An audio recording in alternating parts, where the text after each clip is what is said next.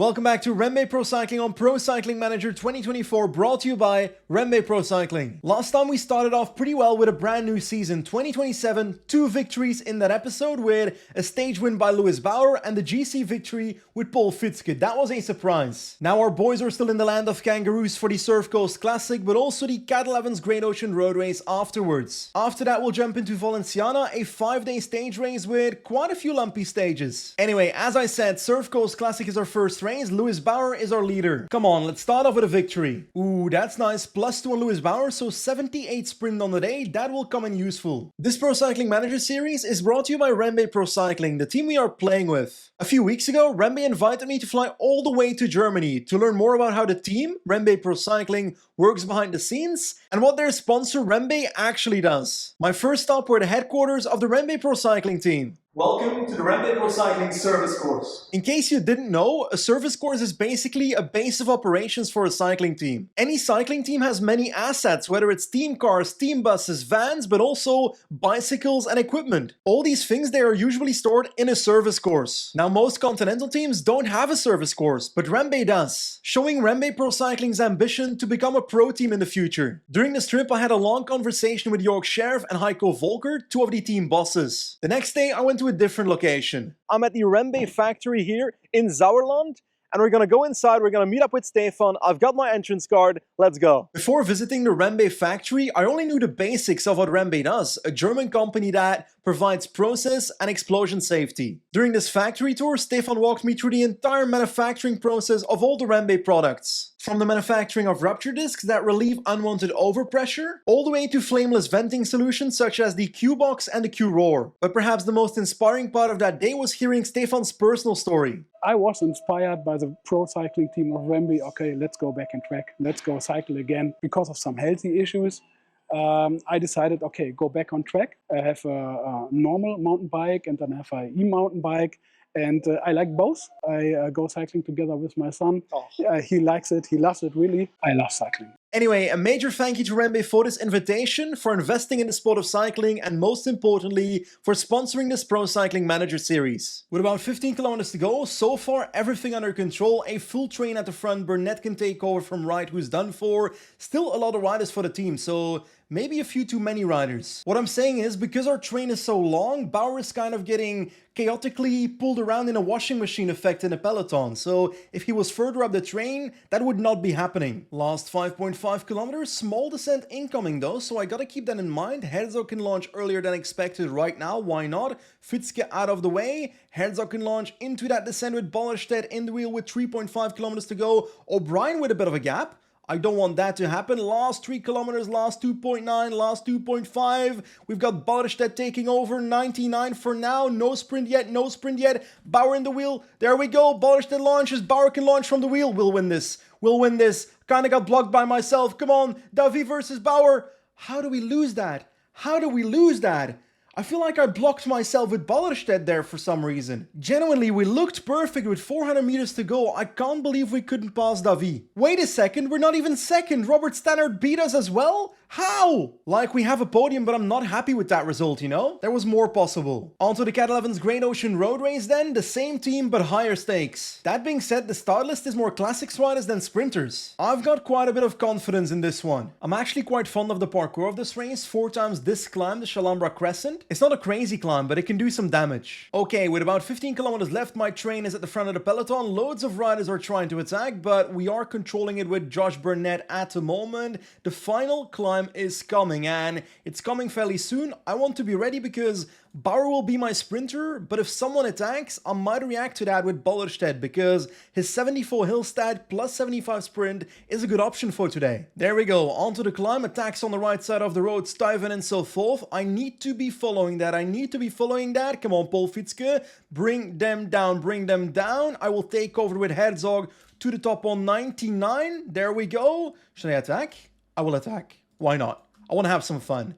Attack by Herzog and Ballerstedt, and Bauer can on paper sit up, and I will also do that with Fitzke. There we go. They're gone together. Now they can work together on, let's do just 99. Why not? And in the peloton, I'll try and set up a bit of a sprint train just in case I need it.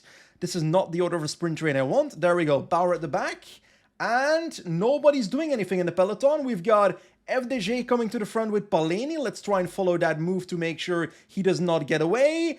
And we've got a gap of 25 seconds. Ballerstedt and Herzog are off the front. 3.7 kilometers to go. Ballerstedt and Herzog going all out. 37 seconds on a peloton led by Haller, Dekker, and so forth. Yeah, we've got this. It's going to be a 1v1 for Ballerstedt and Herzog. The peloton will not come close. Maurice Ballerstedt, Emil Herzog. It's going to be Ballerstedt wins. What a win by Maurice. Not just a win, also a 1-2 for the team. That's excellent in a World Tour race. And actually, despite being 26 years old, Maurice Ballerstedt has announced his retirement from the sport of cycling in the last week in real life, so it's nice to get this victory with him on Pro Cycling Manager. Anyway, a pretty fantastic start to the season. 2 victories at the Santa Down Under, and now this Cat Evans Great Ocean Road Race victory. And that puts REMBE Pro Cycling in 2nd place in the UCI World Tour ranking after 28 days of 2027, so pretty fantastic. Anyway, with the Australian races behind us, this brings us to the end of January. With a pretty important email for us, this year, 2027, will be the first year we take on the role as a national coach for a national team. So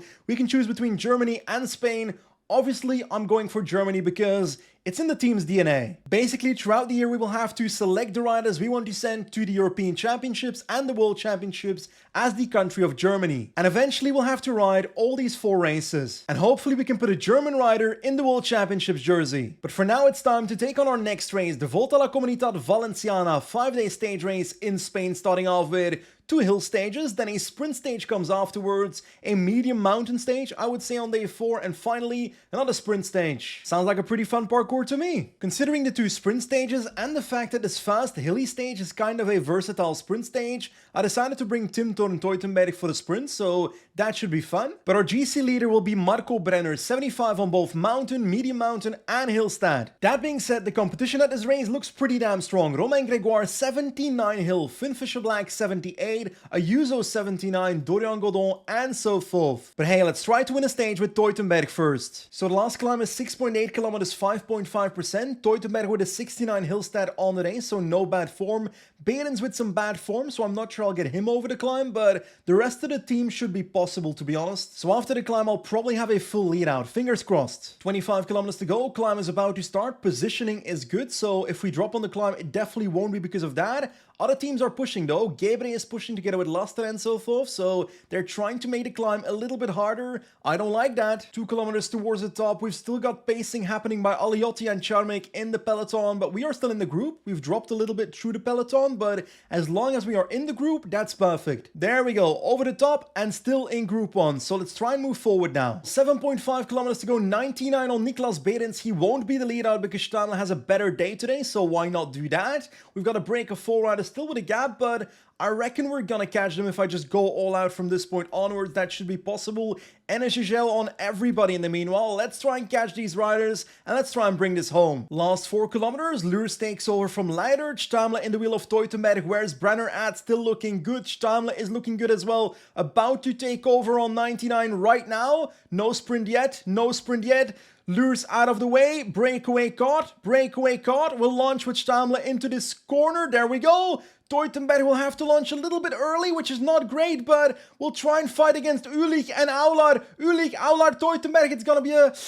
Oh, we launched a little bit too early. Was it slightly uphill? Yes, it was. And I didn't check the final. I should have checked the last kilometer before we arrived at it, but no, I did not. And we finished not in the podium. 4th, which is not the podium. Oh, if I played this stage a little bit better, I could have won that one. I'm certain of it. Now, when it comes to stage 2, the final looks pretty similar, but there's quite a few differences. The last climb is not as hard, but it's also closer to the finish. So an attack on the climb could work, but I think I'll go for a sprint again. Come on, Teutenberg, this is the one. Yeah, the last climb is 4.4 kilometers, 4.4%. We should be able to get over that pretty easily. The climb is about to start, but this time our positioning is not as perfect as the last stage. We've got Auler on the left trying to move up as well. We're actually moving up quite well into the last few meters before this climb started, so that's perfect. Aguirre on 85. Let's try and keep ourselves to the front.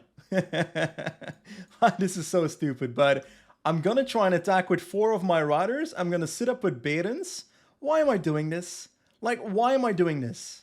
This is not even working. It's not even working. Look at it. It's literally not even... I should never have done that. Let's wait on the peloton again, and let's set my... why did I do this? Let's set up my sprint train again. There we go. Sprint train is back in order, and we are into the downhill. So we got to keep in mind that we don't actually need all these riders to do my lead out here. Ooh, this is chaotic. Last 4 kilometers, not in the right position with Teutenberg. Steimle is looking all right, but Behrens is not in his wheel, and Teutenberg is not in Behrens' wheel. What is happening? Let's do 95 with Lures. Let's wait on the rest here for a second.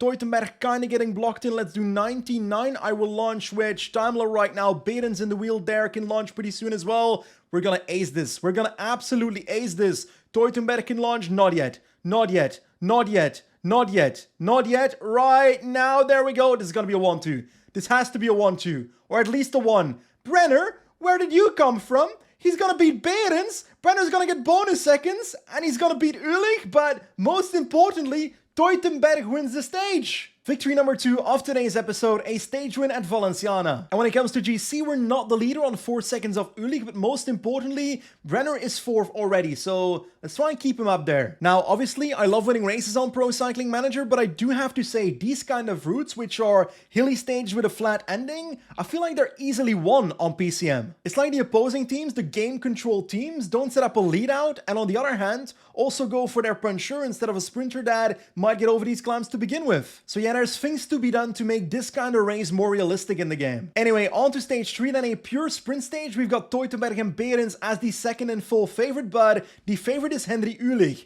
friend of the channel, or should I say, enemy of the channel today, because we're gonna try and beat this man. Just over 10 kilometers to go, and my train's looking okay, but Teutenberg is not in the wheel. He's trying to fix that as we speak, but one thing is certain, my team has a splendid day. We've got +1, +2, +1, +2, so I'm not complaining. Let's do 95 on Lures now. Lewis Leidert can take over with a whopping 79 flat stat on the day, on to 97, I reckon, not 99 yet. Let's go towards 99 in a little bit, or should I not do that? I might not do that. 3 riders left right now, so I'll go on, let's say 97 with Steimle. Leidert out of the way. Come on, Steimle. NSGL on Teutenberg, maybe a bit late.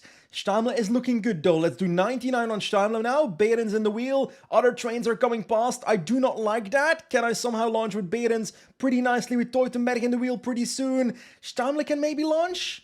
Is that a good idea? Behrens can launch. Is Teutenberg in the wheel? He kind of is, but we're blocked in. We're blocked in. We're blocked in. Teutenberg is blocked in. Tries to come out right now. Let's wait. Launch right now. Teutenberg versus Peñalver. Teutenberg might make it. He's gonna get past. No, no, no, no.